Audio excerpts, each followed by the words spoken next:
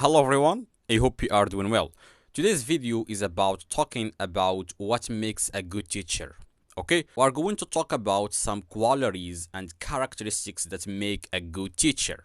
First, the teacher should master the subject matter he is teaching. Obviously, the teacher, for example, if a teacher is teaching English, obviously he should master English. And when we say English in terms of or linguistically speaking and pragmatically speaking, semantically speaking, phonetically speaking, phonologically speaking, etc., etc.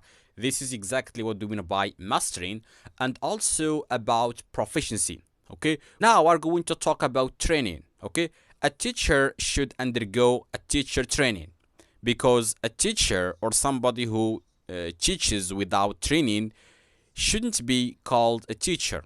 Okay, because there are some methods, some approaches, some techniques that a teacher should know before exactly practicing the profession.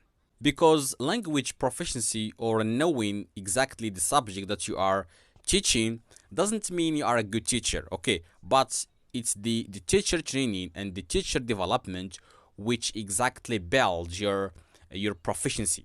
Also, a good teacher corrects students' errors without any offense. Okay, for example, if a learner makes a certain error, the teacher, let's say, corrects that certain error smoothly. Okay, which means without underestimating, without offending. Also, a good teacher is a good manager. Okay, he should know exactly how to manage class, how to manage maybe boisterous students, and how to manage everything in the classroom. Also, a good teacher uses movements and also gestures to make what he is saying comprehensible, okay? Especially when dealing with beginners, okay?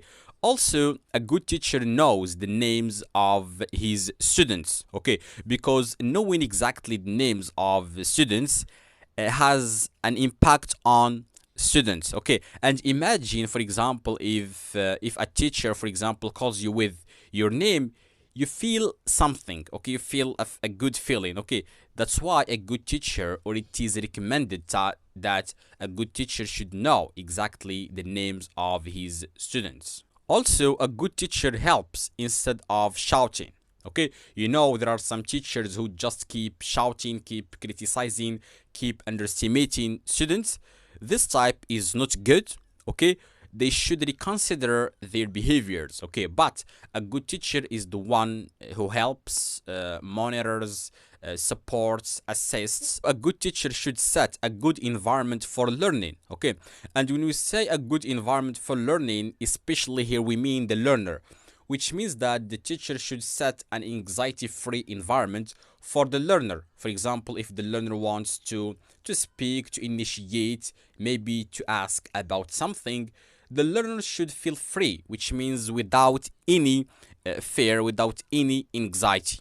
Also, a good teacher helps the students who don't raise their hands. Okay, for example, if a certain learner always or never raises his or her hand, the teacher should ask, the teacher should encourage him to participate and to get involved in the process. Also, a good teacher is a friend to his or her students.